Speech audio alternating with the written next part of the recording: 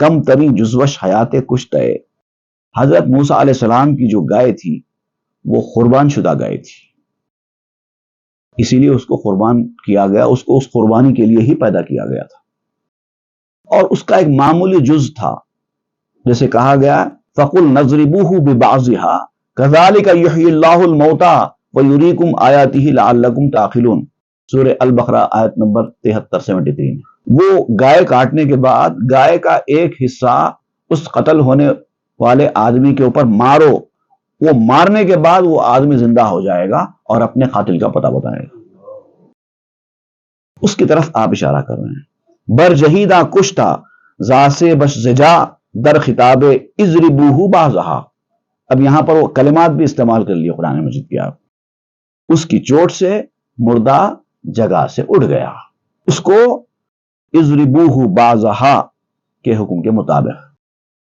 اب وہ آیت جو قرآن مجید کی ہے وہ اضربوہ ببعضہا ہے، لیکن آپ یہاں پر ضرورت شعری کے تحت صرف ایک اشارتاً اضربوہ بعضہا استعمال کر رہے ہیں. یا کرامی اذبحو ھذا البقر ان اردتم حشر ارواح النظر. اے میرے بزرگوں اس گائے کو ذبح کر دو، یہ میری جو گائے ہے جسم کی، اس کو ذبح کر دو اگر تم نظری روحوں کی زندگی چاہتے ہو. اس واقعے میں جو سورہ البقرہ میں جو آیا ہے موسیٰ علیہ السلام کے دور کا، عارفانہ تفسیر کرنے والوں نے بڑی پیاری تفسیر کی ہے. گائے کو ذبح کرنے سے کیا مراد ہے، اس مرے ہوئے آدمی کے زندہ ہونے سے کیا مراد ہے، قاتل سے کیا مراد ہے، لوگوں سے کیا مراد ہے. اسرار و رموز جو ہوتے ہیں نا، ہر معنی کے پیچھے کئی معنی ہوتے ہیں. وہاں پر ان لوگوں نے یہی بیان کیا ہے کہ گائے کو ذبح کرو اس آدمی کو زندگی ملے گی. گائے سے مراد نفس ہے، اپنے نفس کو قتل کرو تو روحانی زندگی حاصل ہوگی. از جمادی مردمو نامی شدم وزنما مردم بہیواں سرزدم. انسان جب جمادیات سے مرتا ہے، جمادیات کا ایک دنیا ہوتی ہے اس کی، اس دنیا سے مرتا ہے تو پھر وہ نباتی دنیا میں آتا ہے. اگر میں جمادات سے مر جاؤں تو پھر نباتی بن جاؤں گا. وزنما مردم بہیواں سرزدم and then I died to growth and attained to the animal. اگر میں نباتیت سے مرا تو پھر حیوانی زندگی حاصل ہو جائے گی. یہ مرحلے ہیں. پہلے جمادیت، وہاں سے نکل کر نباتی بنیں گے، پھول پتوں کی زندگی حاصل ہوگی. پہلے جمادی تھے، اس کے بعد پھول پتوں کی زندگی میں آئے، پھر وہاں سے نباتیات سے مرے تو پھر حیوانی زندگی میں آئے. یہ مرحلے ہیں. پہلے آپ کچھ نہیں تھے دنیا میں، مٹی کے اندر تھے، کوئی حیثیت نہیں تھی آپ کی. آپ جھاڑ کے پتوں پھولوں کی شکل میں نمودار ہوئے. پھر وہاں سے آپ پیٹ میں گیا، وہ نباتیاتی عنصر خون بنا، پھر یہ خون سے پھر انسان بنا. یہ مرحلے نا، تو آپ ان مرحلوں کا ذکر کر رہے ہیں. ایک مرحلے سے مریں گے تو دوسرا مرحلہ آئے گا، دوسرے مرحلے سے مریں گے تو تیسرا مرحلہ آئے گا. ہر طرف مرنا ہے. مردم از حیوانیو آدم شدم. اب جب حیوانیت سے مرے تو پھر آدمیت میں زندہ ہوئے. حیوانیت ختم ہوئی انسان کی تو پھر انسانیت آئی، آدمیت آئی. پس چے ترسم کے ز مردن کم شدم. تو اب میں مرنے سے کیا ڈروں. انسان مرنے سے گھٹا نہیں ہے بلکہ بڑھا ہے، درجے بڑھے ہیں اس کے. پہلے اس کا درجہ کم تھا، جب وہ جمادات میں تھا تو اس کا درجہ کم تھا، مٹی پتھر. وہاں سے جب وہ نباتات میں آیا تو اس کا درجہ اور بڑھ گیا. پھر نباتات سے وہ حیوانیت میں آیا تو اس کا درجہ اور بڑھ گیا. پھر حیوانیت سے وہ انسانیت میں آیا تو اس کا درجہ اور بڑھ گیا. ہم لئے دیگر بمیرم از بشر تا برارم از ملائک بالوں پر.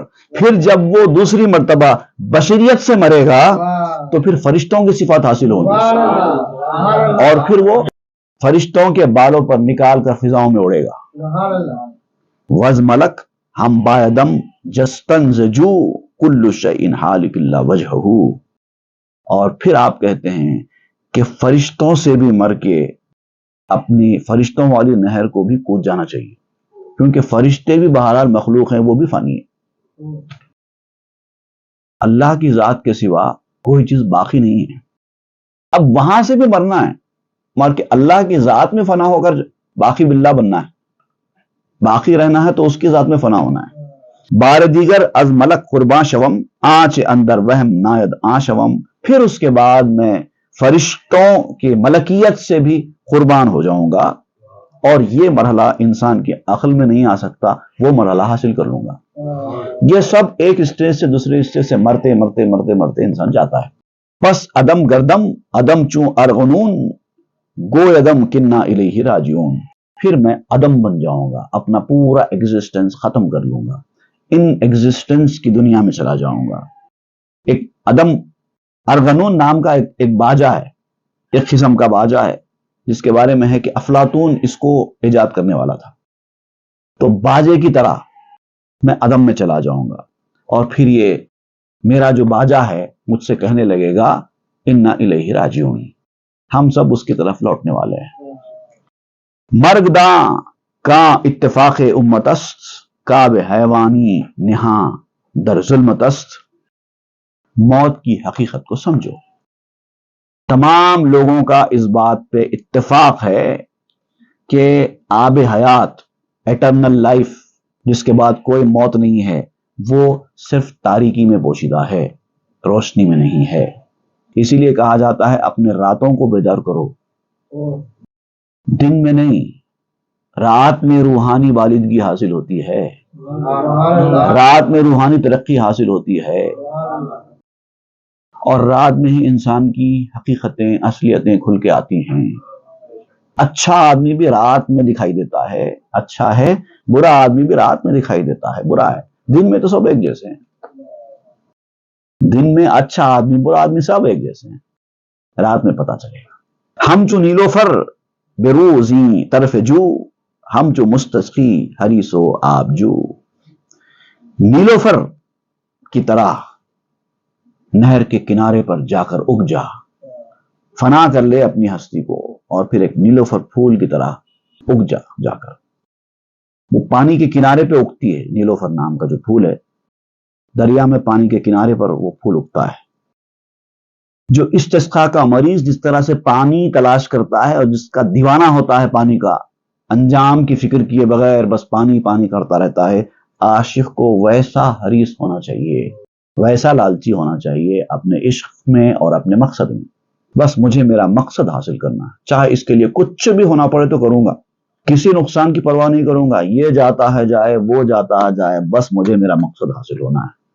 جب تک یہ چیز پیدا نہ ہوگی تب تک عشق میں ایک قدم بھی آگے نہیں بڑھ سکتا۔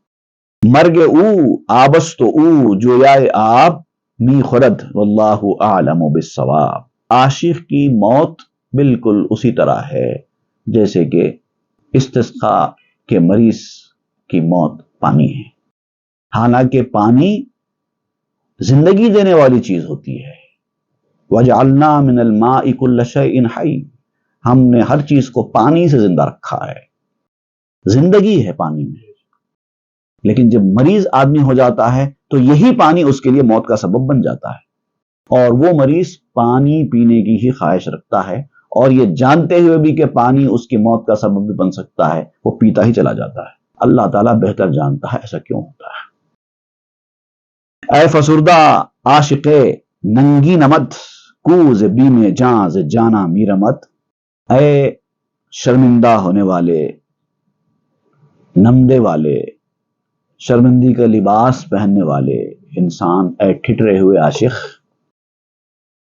تو اپنے آپ کو عاشق بھی کہتا ہے، عاشق بھی مانتا ہے، اور پھر جان کے ڈر سے محبوب سے بھی بھاگتا ہے۔ یہ کون سا عشق ہے؟ اپنے آپ کو چاہنے والا بھی بتاتا ہے، اور اس کے ایک چھوٹے سے غصے سے ڈر کے بھاگتا ہے۔ اگر ایسا ہے تو محبت کرنے والا نہیں ہے۔ سوئے تیغے عشق شے ننگے زماں، صد ہزاراں جان اگر دستک زنا، اے ننگے زماں کہتے ہیں ایسے آدمی کو جو زمانے کے لیے باعث شرم ہے، ذلت کا باعث ہے۔ اے زمانے کے لیے ذلت کا باعث انسان، عشق کی تلوار کی جانب چلا جا، لاکھوں جانوں کو تالیاں بجاتا ہوا دیکھ۔ جب تو تلوار کے پاس عشق کی چلا جائے گا، جب تلوار چلے گی تو لوگ تیری جے جے کار کریں گے۔ کیا عاشق تھا، واہ. جوئے دیدی کوزا اندر جوئے ریز، آب را از جوئے کہ باشد گریز. نہر اگر تجھے نظر آ جائے پانی کی تو تیرا کام یہ ہے کہ اپنا پیالہ نہر میں بہا دے. اگر تجھے نہر نظر ہی نہیں آئی ہے تو پھر تیری بد نصیبی ہے، اس کو کوئی کچھ نہیں کر سکتا. لیکن تجھے نہر نظر آ گئی ہے اور تو پانی کا پیاسا بھی ہے، اس کے بعد بھی اپنا پیالہ نہر میں بہاتا نہیں ہے، ڈباتا نہیں ہے. پانی نہر سے گریز نہیں کرتا. جہاں نہر ہوگی وہاں پانی ہوگا ہی ہوگا. نہیں، نہر تو ہے یہاں پر لیکن پانی نہیں ہے. ایسا ہوتا ہے کیا؟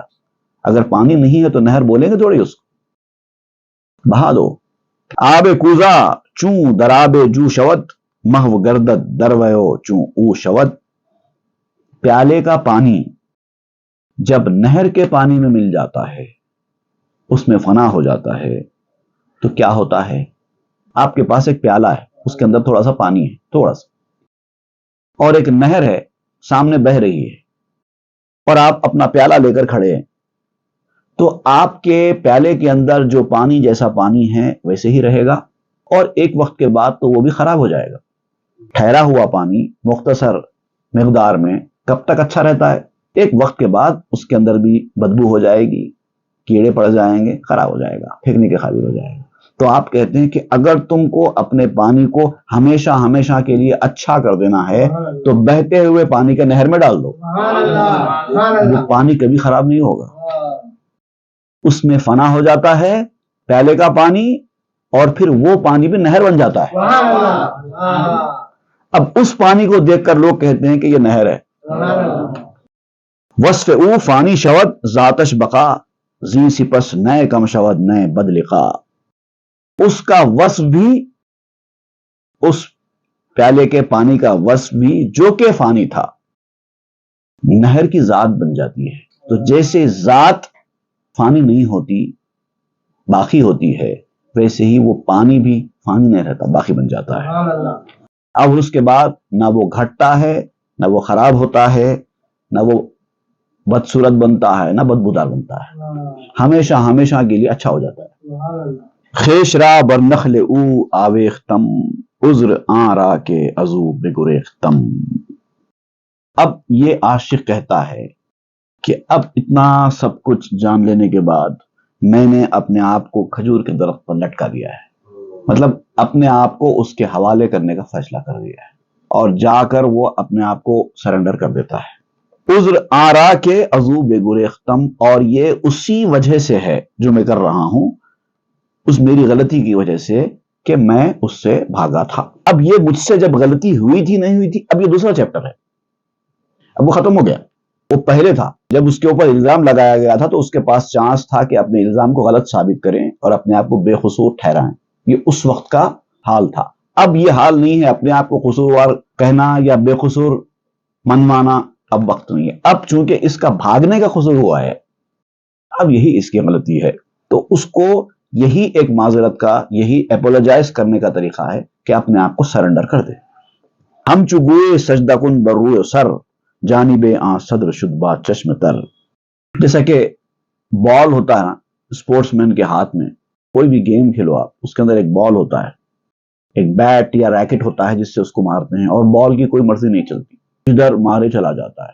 فاسٹ ماریں گے فاسٹ جائے گا، سلو ماریں گے سلو جائے گا، اسپن کریں گے اسپن ہوگا، جیسا کریں گے ویسا ہوگا. بال کی